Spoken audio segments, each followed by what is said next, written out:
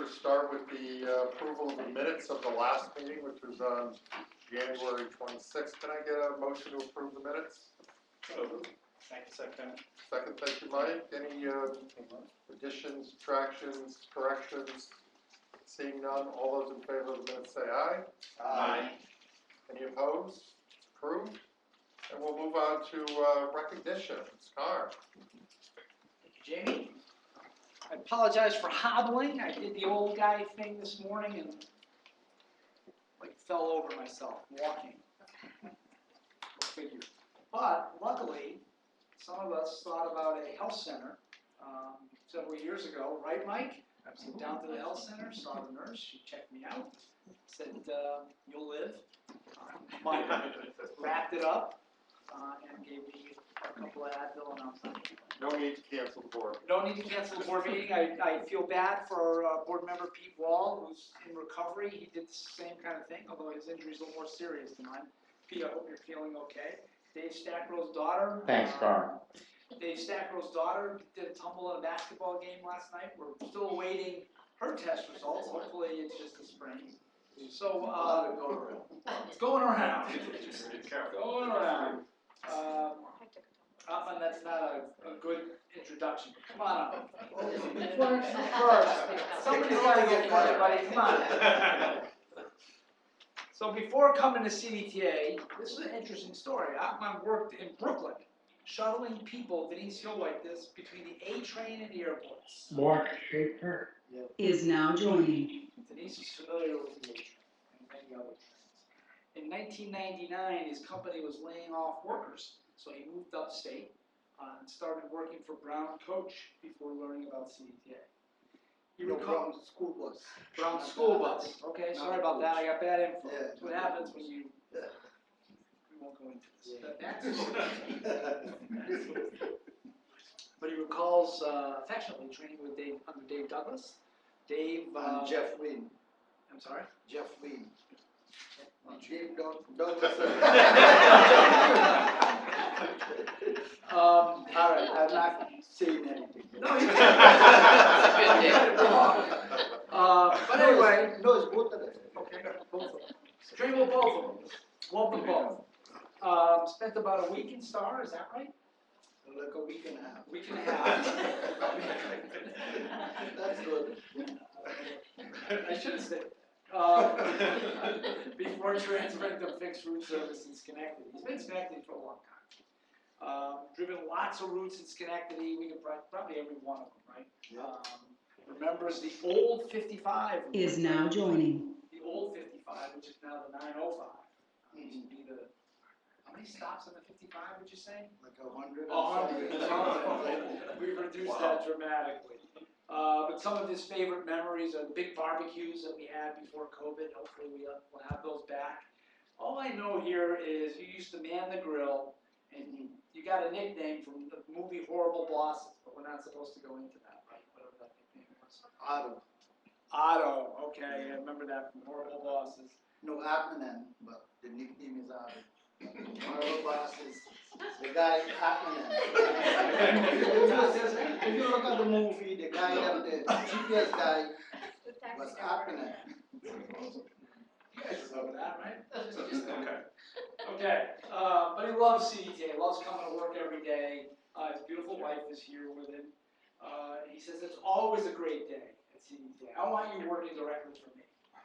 I want you working directly for me. I need people around me to tell me every day, no matter what, it's a great day. Over the years, you've noticed all the new technology, right? GPS, cameras, and the ability to track buses in real time. That's been a big improvement. He also appreciates the working AC, and for those of us old enough to remember Novas, the old Nova bus, they didn't have AC. Well, they had AC, just a fan that blew hot air at you. You had to tell yourself that was but he appreciates the life that CDTA has afforded him and his family. Retirement's a possibility, but not anytime soon. So we thank you for your 20 years of service and hope that you'll stay for 20 more.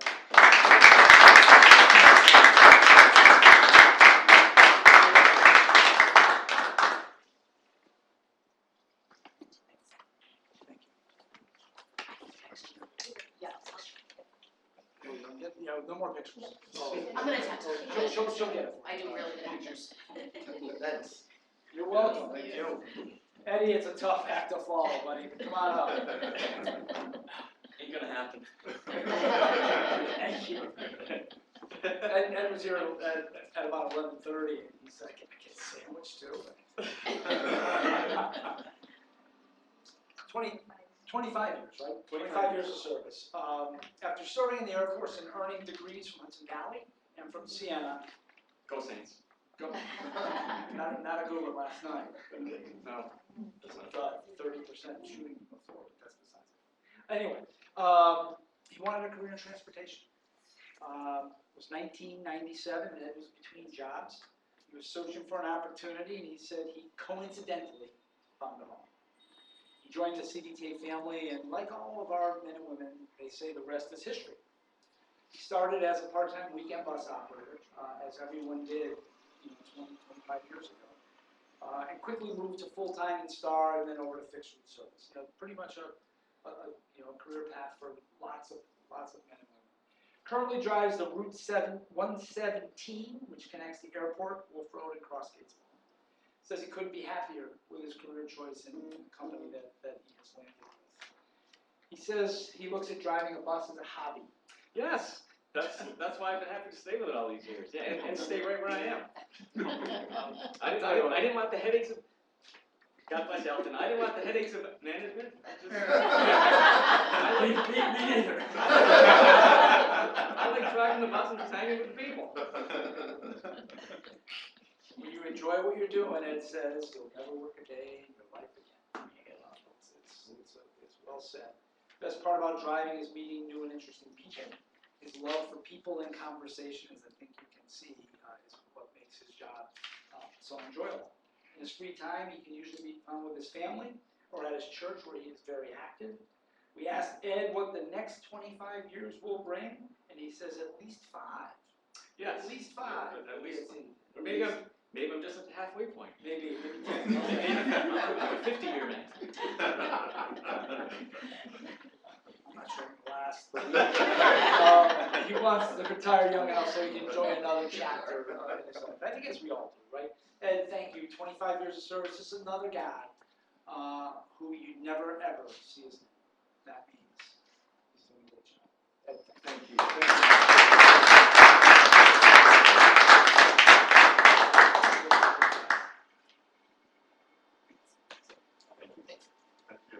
congratulations. All right, what's next? Can we stop? Mo, where are you, Maurice? Come on up.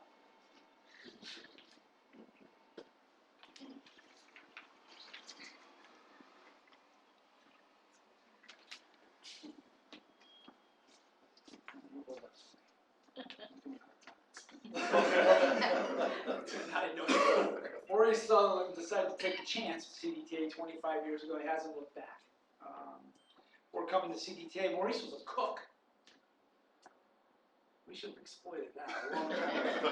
He wanted a change. A friend told him about CDTA, and he jumped at the opportunity. Same story, right? Started as a part-time bus operator on weekends before moving to full-time in Star, and then over to fixed route. He enjoys what he does every day. Thanks, this is a common theme, for the people he meets, people he gets to talk with, people he gets to help. Currently driving the Route 10 Washington Avenue, one of the busiest in the system. Alton and I went back and forth with a customer today who had a problem on the Washington Avenue. He insisted that the driver was wrong. We proved the driver was right again. Probably you. The driver's right on time. This guy's looking at a schedule. He's a regular emailer to me. He's looking at a schedule that's 2 years old, and he finally realized that I'm in trouble. So that's what our guys and gals do every day, right? And we take. You only hear from the squeaky wheel, but these are not squeaky wheels. These are the guys and gals that get it done. In his free time, Maurice enjoys cooking, listening to music, and traveling. We asked him what the next decade will bring. He says, I still have a lot of drive time left. We're happy to hear that. I'm happy to hear that. I'm just privileged to be surrounded by guys like Maurice and everybody in the room. Thank you for your 25 years of service.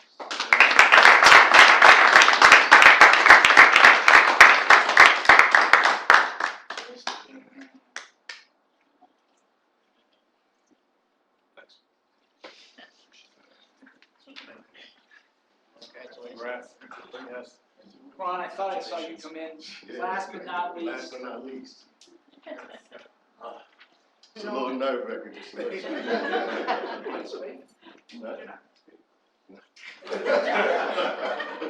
So 20 years of service, got a left. And I never knew you had a first name. I used to just call you Mr. Bird. I learned something new every day. Originally from Queens. Decided to move north. You consider this north, right? This is like the other side. Pretty much. Yeah. Picked up a job working overnights at Target. Wanted a second job. So he got his CDL and started driving buses. We like that. We like when that happens. He saw school bus. Okay. Junior league, you know. Saw our big buses driving around and said he had to find out how to operate one. Joined our team in 2002 and worked in Star for a year before moving to Fiscal service. He started driving the route number 3, Quail Street Belt. I haven't heard that in 10 years. Quail Street Belt doesn't exist anymore. However, I have noticed there's a new restaurant called the Belt 3 Restaurant.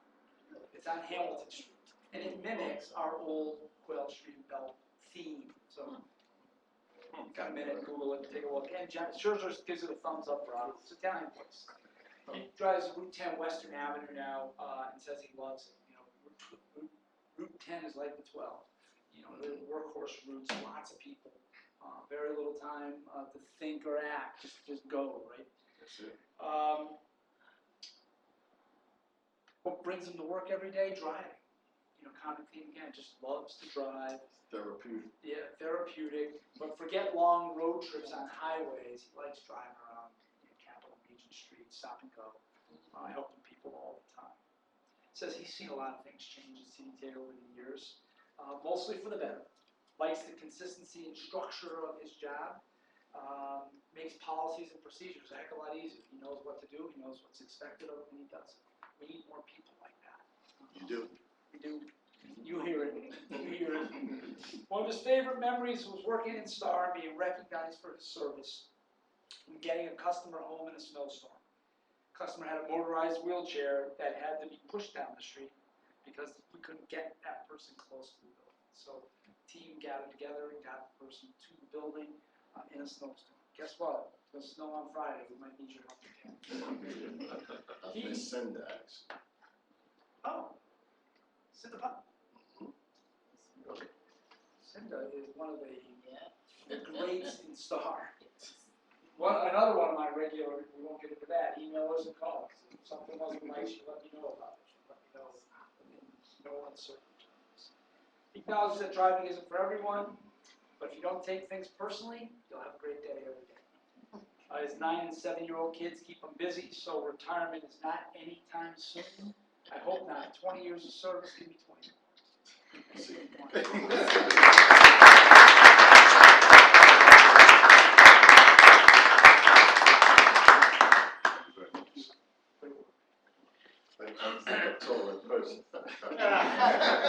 Congratulations. Check it out. So that's 100 years of service, you know, and honestly, it's like a broken record, but it's true. I almost never see these names anywhere. I mean, they come to work, they do their job, they don't require a whole lot of supervision. You know, they know what they're supposed to do and they do it. I wish we could bottle it and sort of sprinkle it on everybody who walks in the door. Thank you, guys. All right, well, we got through the best part of the meeting. Now to the business at hand. We'll start with the committee reports. I'll lead off with the Board Operations Committee. That met on February 9th at 9:15 here, 110 Waterloo Avenue via Microsoft Teams. We reviewed the committee agendas for all the meetings that were held in February for action items that are under consideration today. Karen gave us a brief update on COVID-19, daily absenteeism from COVID infections and quarantine protocols are finally tapering off. We're looking forward to the warmer days ahead and a return to more normal operations. Carm also informed us about his ongoing advocacy meetings with our state legislators that include CDTA-specific meetings and work with NIPTA, our state association. Efforts are aimed at more operating assistance for upstate systems overall and adequate funding in support of Montgomery County service. And then we had a final, a really good discussion about succession planning with Harm and Lou Benelli, the work designed to raise the level of competency throughout the organization with a focus on leadership skills, information sharing, and stretch assignments. There'll be more information as this work continues to play out further. The next committee meeting is scheduled for March 16th, 9:15 a.m. here at 110 Waterville Avenue and via Microsoft Teams. Questions about my report? Then we'll move on to the Performance Monitoring Audit Committee. Denise Figueroa. Thank you, Mr. Chairman. The committee met at noon last week, February 16th, on Teams at 110 Waterville Avenue. We have 5 consent agenda items today. The first one is approval of a contract for paratransit outsourcing. Our contracts to provide paratransit outsourcing have expired and new contracts are required. An RFP was issued and 2 proposals were received. An evaluation team conducted reviews of A+, Meditrans, and Suburban Transportation. Both are incumbents. Due to current economic conditions and the pandemic, hourly rates have increased about 20%. Staff recommends contracts to A+, Meditrans, and Suburban Transportation. Having 2 contractors provides some flexibility and resource capacity for STAR service. Both vendors have performed well. And so we need a motion for a 3-year contract with 2 renewal 1-year options to A+ Meditrans and Suburban Transportation at a total first cost not to exceed $6.5 million, first year cost, sorry, and future increases are tied to the Consumer Price Index with a maximum increase of 5% per year. Can I get a motion on this resolution? Motion made. Second. Joe? Thank you, Denise. Any questions or comments about this? Yeah, we had a long discussion about this. You know, it's important work because over time, especially during the pandemic, we had to move more of our service to our partners. These 2 are probably, that tandem is probably the best we've had in the time that we've contracted out. So rates went up. I don't think there's much we can do about that in this economy. And we're asking them to forecast fuel and headcount availability, which honestly very few people can do. So we're happy with that. Agreed, 2 of our more reliable partners. Yeah. And we've stumbled from time to time. So. Any other comments, questions? No? All those in favor of Resolution 6, say aye. Aye. Any opposed? Aye. Any abstentions? It's approved. We'll move on to the next item, Denise. Okay, the next item is approval of the contract for INIT maintenance agreement. Our INIT warranty is expiring and a new agreement is required to continue support, training, and licensing. The system contains a suite of tools, including CAD AVL, scheduling functions, and several customer features. Because the current system is proprietary, we cannot receive support from other vendors. The staff recommends a contract to INIT for a total amount not to exceed $2.3 million over the next 5 years. And we need a motion for a 1-year contract with 4 1-year extensions to Innovations in Transportation of Chesapeake, Virginia, for a total of $2,375,730. Can I get a motion on this? Thank you, Dave. Second? Second. Thank you, Mike. Any comments on this one? Just straightforward, but I want to just point out a question I think came from Dave. We talked about maintenance contracts and, you know, having some sort of expectation about what the costs might be as you get into these things.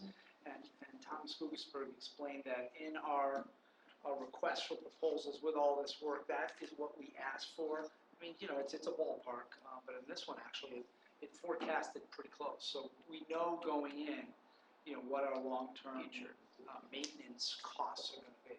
Because, you know, you're on a warranty for, you know, whatever, a year or two. And then, you know, all of these are, you know, we're the only ones that can provide this service. Anything else? All those in favor of resolution 07-2022, say aye. Aye. Any opposed? Any abstentions? Resolution is approved. Okay, our next item is approval of a contract for GenFair MOS payment integration. In December, we awarded a contract to move it as our mobility as a service provider. The award today is for the second part of this platform. This contract to GenFair is for integration of software, hardware, and services between the fare collection system and the Move It platform. This will allow us to integrate fare payment with the Move It platform. The GenFair system is also proprietary. We need a motion to award a one-year contract to SPX GenFair of Elk Grove, Illinois, for an amount not to exceed $581,124. Can I get a motion on this resolution? I'll make the motion. Thank you, Denise. Second. Thank you, Joe. I'll second. Thank you, Jackie. Any comments on this one? This one was a little harder to follow in the committee meeting. You guys were great. Sometimes we have trouble with it. It's the second part, right? So you have MOS set up with Move It, and now, you know, the fare collection process, you know, is really a big part of that, getting that all integrated, but you need a contract with our partners at GenFair to do it. And listen, I wouldn't be surprised if there are more contracts as we come down and start to talk about, you know, merging whatever technology with this. Frankly, if that happens, I'd say we're being very successful. We got a lot of eggs in the Move It basket right Okay, we'll remember that. Yeah. Sorry for the bad puns. Anything else from anyone on the board? All those in favor of resolution 08, say aye. Aye. Aye. Any opposed? Any abstentions? It's approved. Keep going, Denise. Okay, so next we have approval of a contract for the Western Washington BRT corridor improvements. An invitation for bids was issued to construct the station's roadway improvements and transit signal priority. The IFB included options to upgrade the Red Line BRT, which is almost a dozen years old. That's Central Avenue. The 3 bids were received, and James H. Malloy Construction was the lowest bid. Staff recommends James H. Malloy, which has extensive experience with New York State DOT roadway and bridge projects, and we will need a motion to award a contract to James H. Malloy Incorporated, Loudonville, New York, for a total of $14,259,600. Can I get a motion on this? So moved. Thank you, Mike. Second. Thank you, Dave. Big contract, $14.5 million. Boy, that's good reputation. Reputation is the work should not be a difficulty for them. I mean, basically what this says is 40 miles of BRT that I think we all kind of smirked at 10 or 12 years ago. We kind of threw that target out. It's real. I mean, this is really the last big contract. You'll see visible signs now of a purple line, in the near future. Exciting. It is exciting. Yeah. Pretty good stuff. And we'll freshen up the red line, which is starting to show its age. It's hard to believe. It is hard to believe, very hard to believe. I mean, one of the drivers, his favorite route was 55, that was moons ago. That's when I was riding the bus. Exactly, you probably were one of those fare evaders. Either that or a snowballer. No complaints from me. Any other comments or questions about this award? All those in favor say aye. Aye. Aye. Any opposed? Resolution's approved unanimously. Thank you. Okay, and our final consent agenda item is approval of the contract for legal services. From time to time, the general counsel requires the services of outside counsel. An RFP was issued, and 6 firms submitted proposals. 4 firms were determined to be suited to provide legal services for us. 3 of the 4 firms are incumbents, and staff recommends contracts to these 4 firms.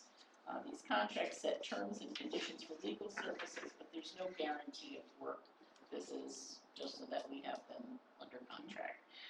We need a motion to award 5-year term contracts to the following firms, which all have offices in the Albany area: O'Connor, Breezy, and First, Monaco, Cooper, Lamb and Carr, Harris Beach PLLC, and Hedgeman Law Firm. So that's it. Okay, can we get a motion on this resolution? So moved. Thank you, Denise. Thank you, Jackie. Second. Can't have enough horses in that legal corral. Right ahead. Any questions about this? It was discussed at the I committee. have a question. Yes. What's subrogation? You want me to answer? So it's basically when you have the opportunity to collect some money. So those would be contingent cases where, they would undertake the collection on our behalf, basically. And get paid on a contingent basis if they're successful. The other ones are hourly rates, but subrogation is dealt with in a different manner. Following that, Mark? Okay. Yes. Okay. All those in favor of the resolution say aye. Aye. Aye. Any opposed? It's approved. Thank you. Mr. Chair, abstain. And Mr. Stafford abstained. Thank you, Dave. Okay, thank you. Next, we had our administrative discussion items. We had a risk management and workers' compensation quarterly report. Amanda Avery provided that report and reviewed the adequacy of the risk management and workers' compensation self-insurance account. The committee determined that both accounts are adequate at this time. So, and then we had a monthly management report from Mike Collins. The MRT continues its record-breaking run and has exceeded year-to-date projections by $5.4 million. Customer fares and rail station revenue continues to rebound and outperform forecasts. Year-to-date, they are 59% and 112% above estimates. Expenses in January tightened, which is typical of the season. They remain at 1% under budget for the year.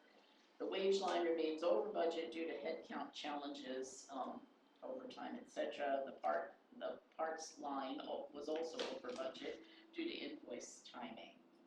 But most other expenses are under budget for the year.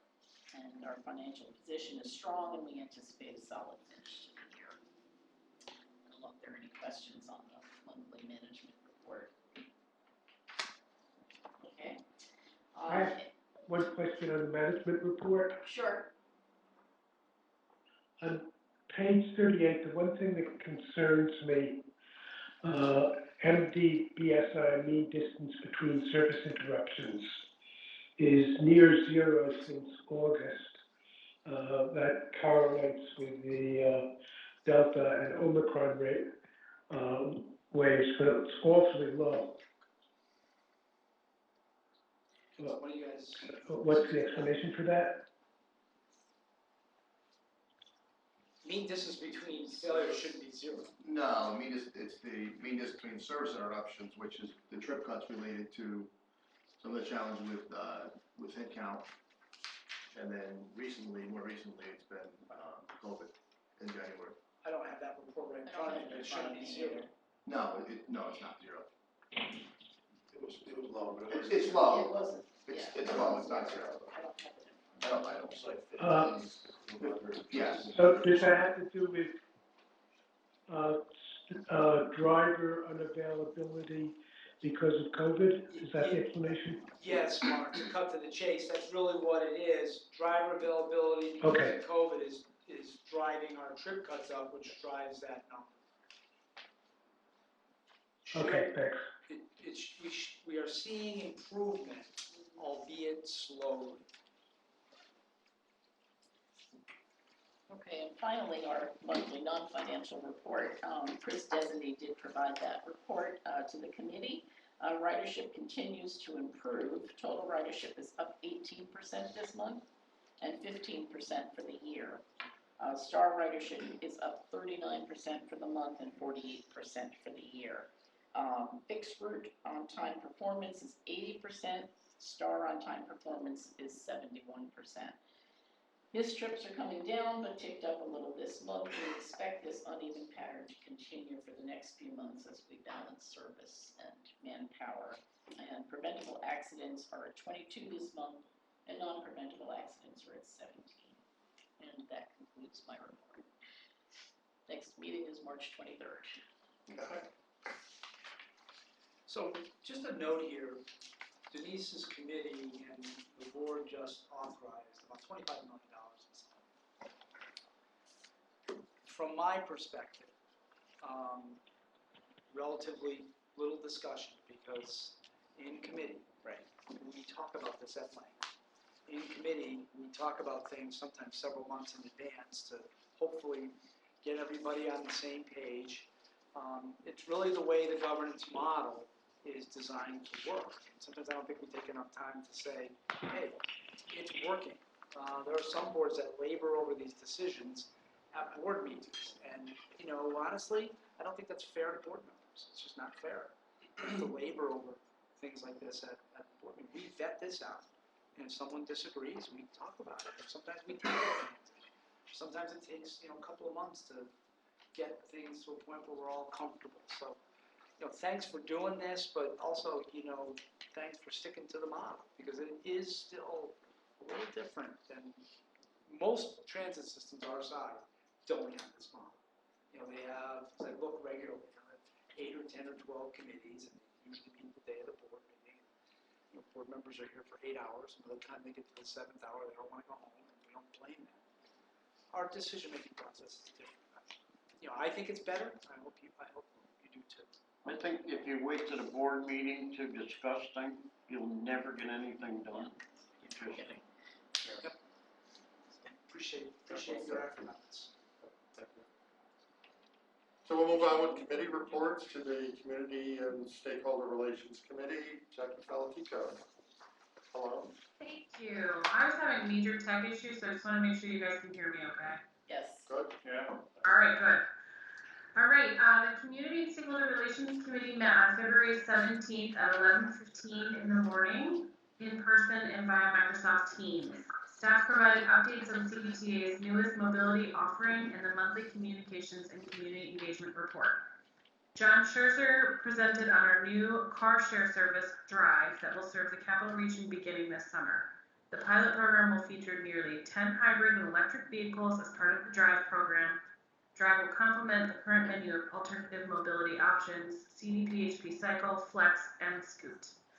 John outlined the details of the program and service area, which will be rolled out in a phased approach. Phase 1 will include several areas within Albany. Once the program matures, it will be rolled out into other areas within the Capital Region. John is also reviewing pricing, branding, and promotion of the program with us. The second thing on our agenda was the monthly Media Relations Community Engagement Report done by Jamie Caslow. CDTA earned 20 media placements in television, newspaper, and radio. Stories focused on installation of air purification systems across the entire fleet, expansion into Montgomery County, our partnership with the American Heart Association's Glow Red event, and several other community partnerships. Looking ahead, Jamie outlined upcoming events, which include State of CDTA, Transit Worker Appreciation Day, and the return of CDPHP Cycles Season 6. Are there any questions on my report?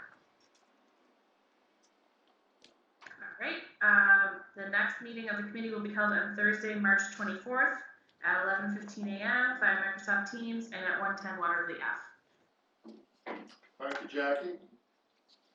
We'll move on to the next committee report, Strategic and Operational Planning Committee. Mike Frashado. Thanks, Jamie. Good afternoon, everyone. The committee met last Thursday at 12 p.m. here at 110 Waterloo Ave and via Microsoft Teams.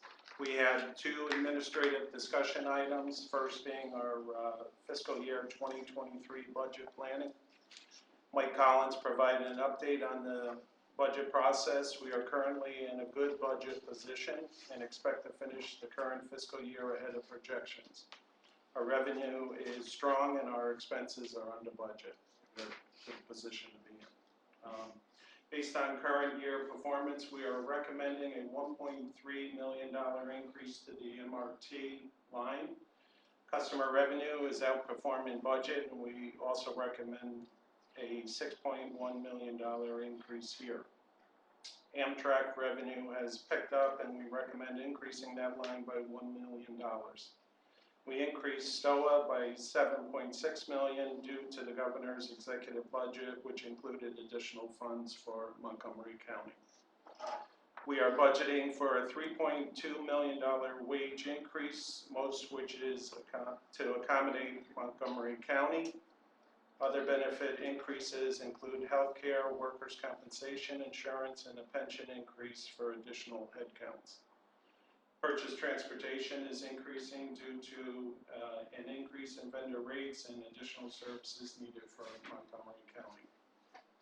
We continue to have internal discussions to develop the best possible budget, and will provide additional drafts and recommendations to the committee next month.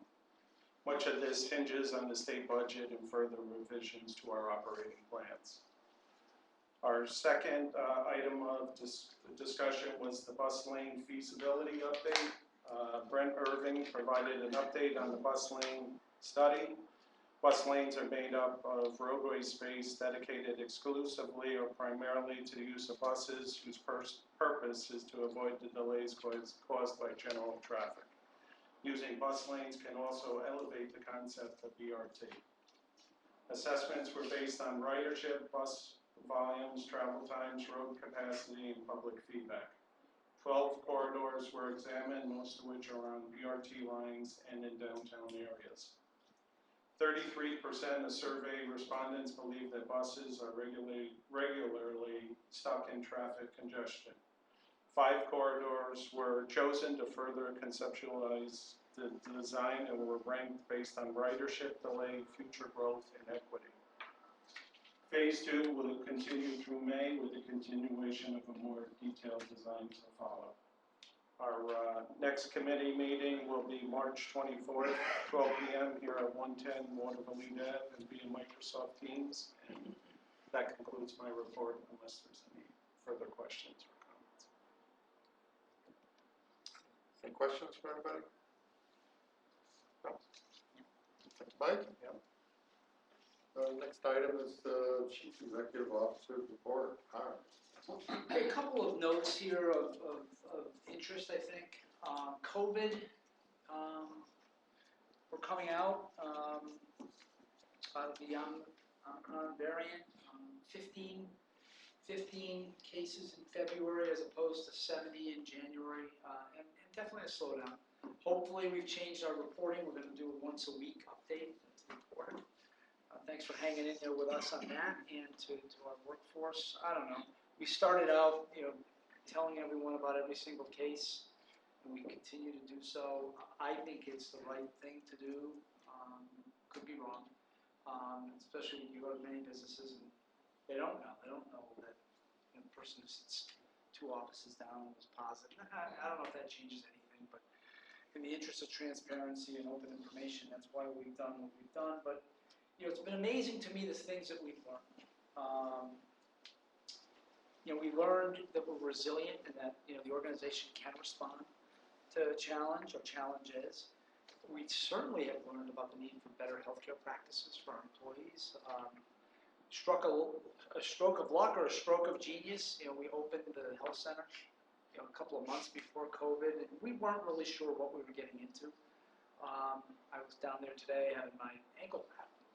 Jocelyn Pazzo was our registered nurse down there, practitioner. I mean, she's busy all the time now. It's COVID stuff, it's physicals, it's drug tests, it's people like me walking in saying, hey, what do you think? You'll live, take a couple of Advils. Okay. It's a reassuring thing for our employees. So we learned about better healthcare practices. We learned about the need to keep our customers safe and secure. Look at all the things that we've done to change the system. I mean, being on board a bus now is, they tell us, like being in a hospital emergency as far as air quality is concerned. And we're learning still about the expectations of the new workforce, what they want, why they come to work at a place like CDTA, and how we need to respond. But lastly, constantly reminded about the strength of our company. Our board of directors and the 735 men and women who work here are our core strength. We know that, we knew that, it's nothing new, but boy, was it spotlighted for the last 2 years. So it's been interesting to kind of watch all that evolve. I think we're better, I think we're stronger, but some days you just don't know, because it has taken a toll. It's taken a toll on a lot of people. People are tired.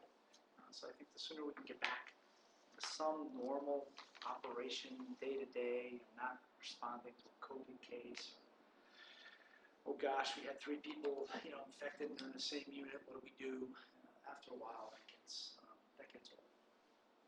As far as advocacy and lobbying, I in Jamie's report noticed Carm. Well, we forgot the bigger half of the equation. At least now.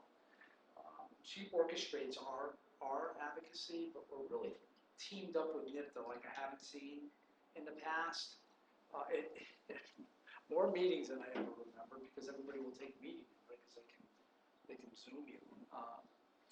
But we're focused on a couple things. One, the equity issue between upstate and downstate. And it's big. I mean, we're very thankful for 13%, but it's a 36% increase for the non-MTA downstate suburbans. We just don't think that that's fair. We understand all the mechanisms, the taxing issue. We got all that.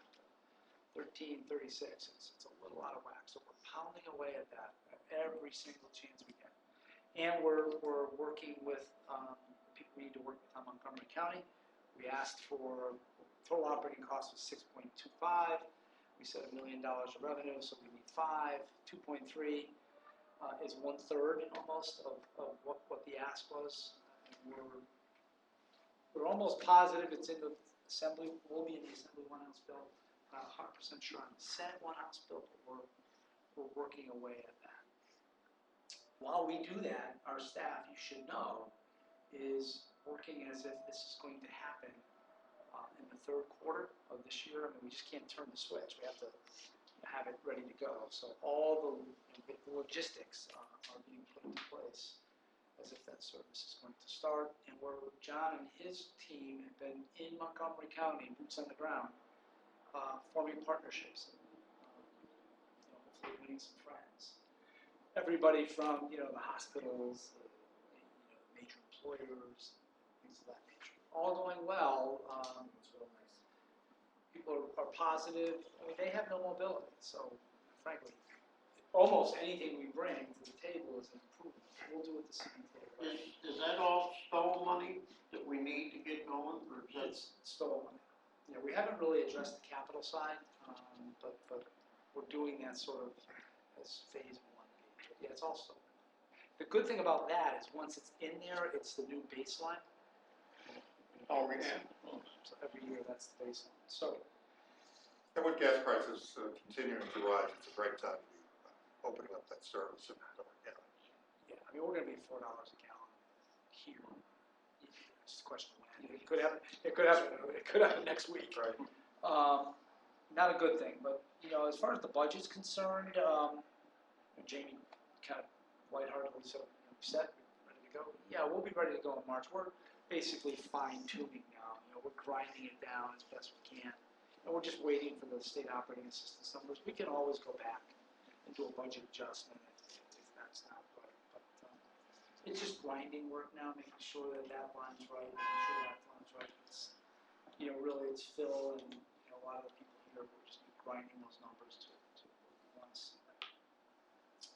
But it's really it's all driven on employee headcount. So 70% of the budget is people, salaries, benefits, and kind of stuff. So the more people we add, the more expenses we add. But I've never seen a time like this in my career where we have so much of the organization focused on really the human resource side of the business. You know, recruitment, retention, especially, everyone is talking about it, trying to find, you know, what do we need to do to keep people to stay? I wish I could tell you. If it was that simple, we would do it and be done. It's just many different reasons. And it's not, you know, a person lasts 6 months. It's not. Some people last 6 months, some people last 6 years, some people, it's just all over the place. And some people respond well to the CDJ way, others don't. Some people are really not cut out for this business, you know, they tell us they are. So it's all that stuff, but we'll get there. We've got several new professionals in the HR department that, you know, have only been here a week or two, we're gonna give a little time, but we've got a lot of high hopes. Lastly, kind of a commentary, but you know, I get a daily news brief on transit from around the country. News that's happening around many of you see similar reports. I read about transit systems talking about the things that they can't do or they aren't doing. Here, it's a little different. We're talking about what we can do. Everything from, you know, who would have thought we would operate our own car show? Who would have thought that we would really be talking about the possibilities of bus lanes, which I still think is the final piece to the puzzle, or one of the final pieces of the puzzle. We're talking about expanding BRT. I mean, 40 miles, I gotta be honest with you, I thought it was a pipe dream, but to even be thinking about more than 40 miles is great information and news to me.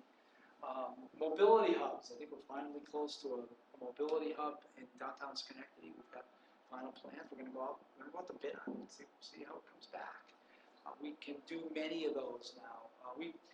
John and I were in Saratoga yesterday, where being a group of people, and one of them happened to be the mayor.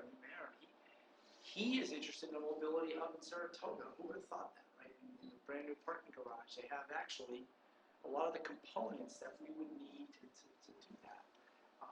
Also a pro scooter, which we like. So all of these things just show you that, you know, rather than talking about what we can't do, we're talking about what we can do. Lots of problems, lots of issues. We look at problems and issues as the day-to-day stuff, not necessarily what we want to be talking about. That's not our job. I've never been one to whack the tin cup, you know, with legislators. I think that gets old really, really fast with them. And I think they appreciate it. At least our local delegation appreciates that. We're not down there saying, you know, we need more money. We do need more money, but we don't say it that way. We say, here's what we're doing, and here's why we need more money. So, good things. We learned a lot in the last 2 years. Hopefully, we'll always be learning. No more about COVID. That concludes my. Any questions, comments? Lots of stuff, lots of good stuff. Thank you, Carm. Any questions for Carm or general board comments? Kind of anything you want to talk about? Hearing none, I'll take a motion to adjourn. So moved. Thank you, Dave. Second by Joe. Thank you, everyone, for attending. The next meeting is March 30th here at 110 Waterville. Have a good day. Thank you. Right. Hi.